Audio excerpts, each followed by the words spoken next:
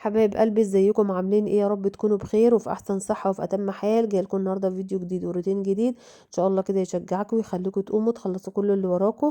اللهم صل وسلم وبارك على سيدنا محمد عليه افضل الصلاة والسلام. يا رب انصر اهلنا في غزة وفلسطين وانصر المسلمين المستضعفين في كل مكان. قولوا امين وصلوا على النبي يا جماعة في الكومنتات عليه افضل الصلاة والسلام. طبعا روتين النهارده قوي. غسيل السلم يا جماعة اخيرا كده مليت الجرادل وغسلت السلم زي ما بغسله معاكم على طول. كنت في الصيف كل اسبوع كده بغسل السلم، ولكن احنا الجو كان برد، ففي اليوم ده الصراحة كان يوم الجمعة. تمام، فكان الجو شمس وزي العسل. وانا كنت صايمة الصراحة، ولا حضرت فطار ولا عملت اي حاجة، فقلت اسلي صيامي بما اني عارفة طبختي برضو. اسلي صيامي كده وامسح السلم بما ان الجو شمسة، شمسة في الشارع يعني وكده. اول تنظيفات رمضان الصراحة ده بدأتها بالمطبخ. خلصت المطبخ، اللي ما سمعش فيديوهات المطبخ يرجع يسمعها. وشقتي يعتبر نظيفة وزي الفل، بس قلت بقى ايه، هنضف بقى السلم واغسله غسلة زي العسل لاستقبال شهر رمضان. بيفضل كده على الغسلة دي زي الفل كده كتير. وبعد كده بقى ادخل الشقة اعمل كل اوضة، بدل ايدك في شقتك على طول مش هتاخد منك اي وقت في التنظيفات. وخلاص خلصنا من المطبخ وكده. عايزاكي بقى تقومي تتشجعي وتخلصي كل اللي وراكي، اللي لسه ما نضفتش رمضان لسه قدامك 15 يوم. ابدأي بالمطبخ وبعد كده دخلت البيت وبعد كده اوضة اوضة. طبعا احنا مش اخر تنظيفات يعني في رمضان ولا اي حاجة.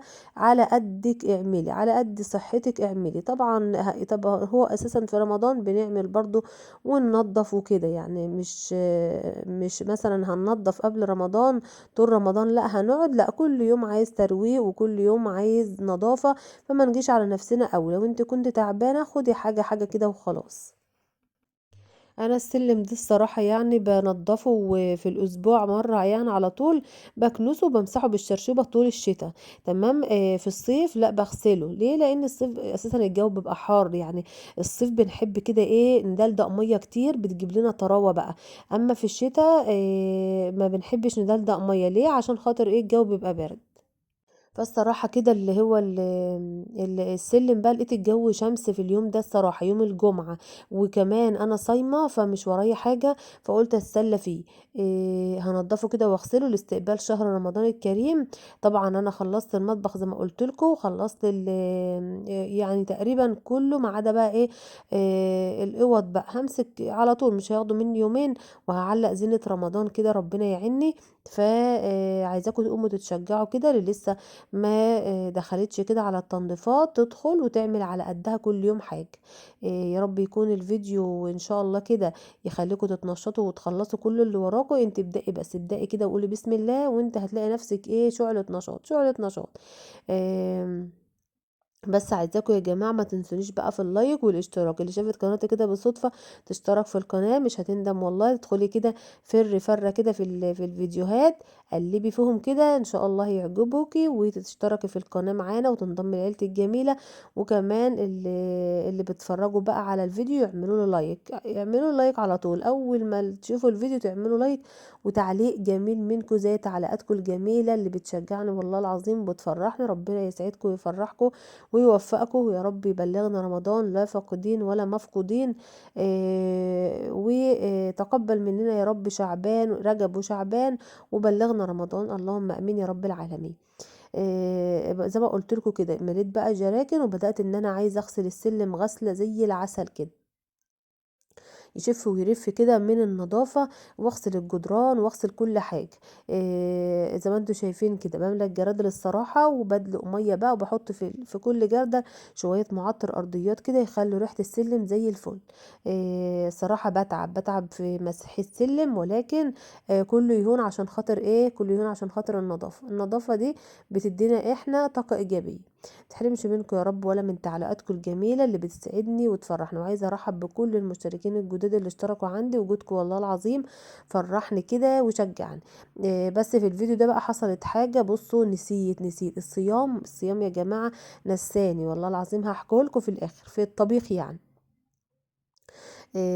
فمسكت بقى السلم من فوق لتحت والبلكونة وكل حاجة، وتلاتة كده تحت السلم بدلق برضو جيركلين كده ولا حاجة تحت السلم، وببدأ ان انا ايه امسح بالمقش. وعلى فكرة بعد ما بخلص كمان بجيب الشرشوبة كده، وبفضل ان انا ايه انشف بقى السلم. بيبقى فيه بقى اعزكم الله الحاجات بقى اللي بيقلعوها يعني قدام البوابة، شوزات والكلام ده كله. بفضل بقى اشيل الاول احطها في الجزامة عشان خاطر الايه المية ما تنزلش عليها. يعني بفضل اشيل حاجات كتير والله العظيم. بصوا عيب البيت المصري ان انت تيجي تروقي تلاقي كركبه في كل حاجه. عايز تروقي الاوضه بكركبه، عايز تروقي السلم تلاقي كركبه على السلم، عايزه تروقي مثلا الصاله تلاقي كركبه. فبقعد يجي نص ساعه كده اشيل كل حاجه من مكانها، يعني في غير مكانها احطها مكانها الاول. يعني هنا الشوزات كده كنت شلتها كانت على السلالم، وحاجات على الجزامه شلتها عشان خاطر الميه ما تجيش عليها. وبدات ان انا ادخل بقى في الايه في مسح السلم وكده.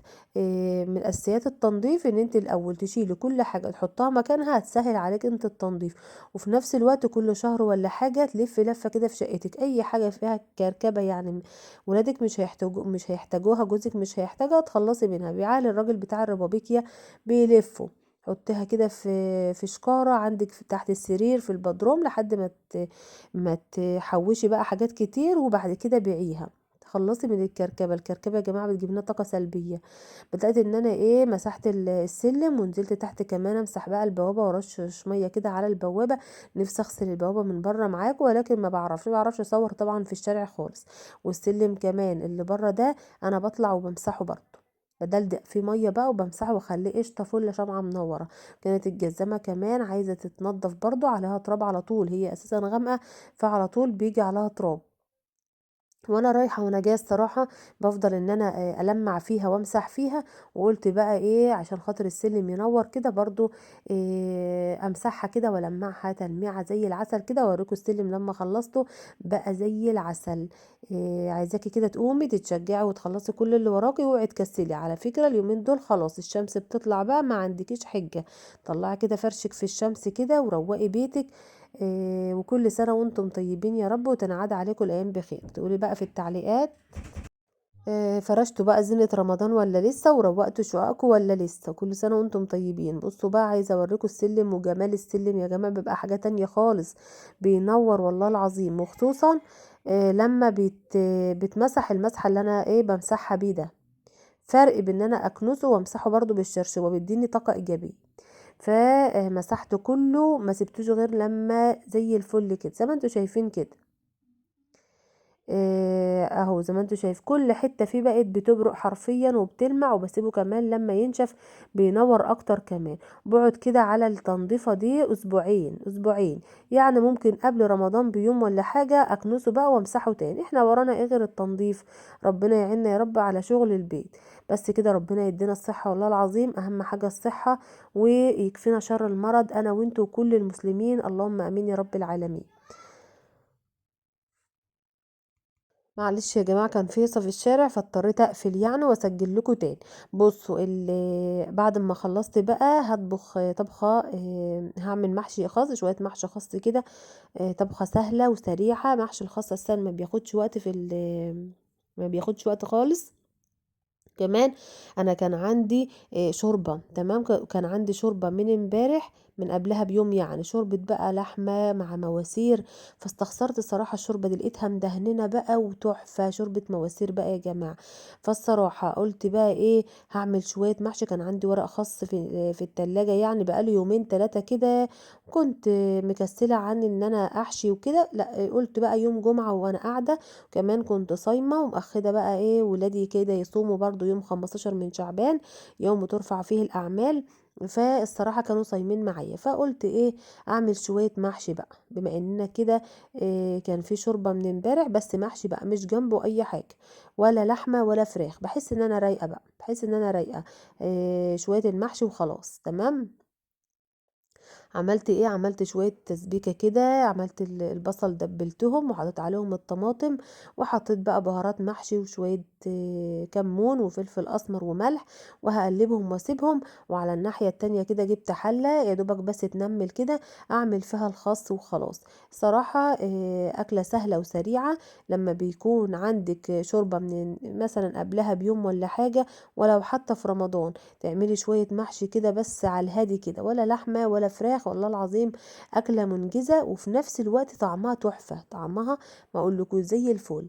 آم، عملت بقى الخس كده في هو في يا دوبك يدبل كده في المية وبطلعه. اساسا الخس تحسه ان هو خفيف، خفيف حتى في عمايله، خفيف يعني حلو، يعني ما بياخدش معانا وقت بقى في السليق، هو بس وقته كله وانت بتحشيه. بس الصراحة انا كنت محتارة على الاكل، بس استخسرت بقى الشوربة، قلت بدل في شوربة عندي هعمل شوية المحشي دول. كل سنة وانتم طيبين وتنعاد عليكم يا رب الايام بخير يا رب. عايزاكم يا جماعة اللي لسه ما حطيتش اللايك تحط اللايك، كمان تعليقات حلوة منكم ورأيكم في الفيديو يهمني، وكمان لسه ما اشتركتش في القناة تشترك في القناة. عايزة كل اخواتي بقى وحبايبي اللي بيحبوني يشاركولي الفيديو، يعني يعملوا مشاركة كده على الفيس عندهم لكل اصحابهم لكل حبايبهم، عشان خاطر قناتي تكبر، وربنا يسعدكم ويوفقكم ويفرحكم وتحققوا كل اللي بتتمنوه، اللهم امين يا رب العالمين. متحرمش منكم يا رب. ربنا يديمكم نعمة في حياتي. عملت بقى كنت بحط الخس كده في المية وطبعا حضرت الرز بقى، وقطعت الخضرة والكلام اللي انتوا عارفينه ده، وخدت الخس كده عشان ايه احشيه بقى في الايه في الصالة. كان العصر أذن، صليت العصر وقعدت عادي، هي حلة واحدة هنحشيها. روايح رمضان بقى وخير رمضان هل علينا، والله العظيم يا جماعة تحسوا كده لما بتكوني صايمة بتبقى الخير كتير في البيت، وعملتي أقل القليل بيكفي وبيفيض. فعلا رمضان ده كله بركة، كله بركة كده وهنا وسعادة. ولو عملت حاجات قليلة جدا بتكفيكي وتفضل لتاني يوم كمان. عشان كده احنا عايزين في رمضان ما نعملش أكل كتير، يعني لو انت بتعملي سلطانيتين رز مثلا، يعني اعملي سلطانية واحدة. لو انت مثلا بتجيبي فاكهة كتير قللي. لو انت بتعملي مثلا صينيتين حلويات، لا اعملي صينية كده، عشان كل يوم تعملي حاجات طازة. عشان طبعا بصوا الولاد ممكن ياكلوا حاجات بايتة في ايام غير رمضان، ولكن في رمضان لازم كل حاجة تبقى يوم بيوم طازة يعني، وبيبقى فيه بركة كتيرة جدا. فيا رب بلغنا رمضان كده لا فاقدين ولا مفقودين. بس عايزه اقول لكم حصلت بصوا يعني نسيت من اول ما فتحت القناه لحد دلوقتي ما نسيتش كده، نسيت ان انا اصور لكم والله العظيم الصينيه تمام. مش عارفه بقى من الصيام او انا كنت بردانه بقى وجعانه معرفش. انا عملت المحشي اللي هو المحشي الخاص كده، وكنت جايبه الفلفل كمان ده كده عشان برضو احشيه، وما بيحبوا محشي الفلفل مع محشي الخاص كلهم في الحله كده. وبعد كده بقى صورت لكم المحشي بيغلي كده على النار، وحطيت بقى رصيد الصينيه الصراحه. جبت شيبس كده من السوبر ماركت، وعملت سلطه بقى تحفه كده ومخلل والمحشي. تخيلوا انتوا بقى الصينيه يا جماعه.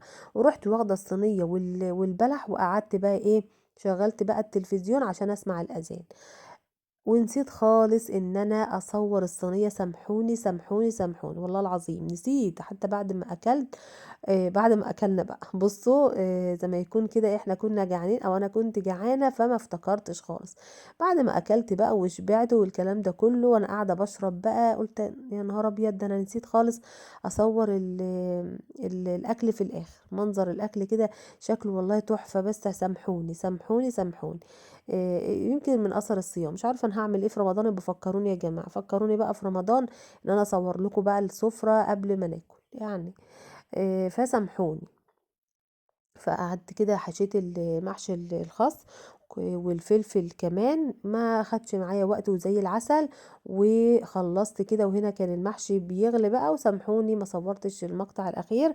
متنسونيش يا جماعه في اللايك والاشتراك، ومع الف سلامه.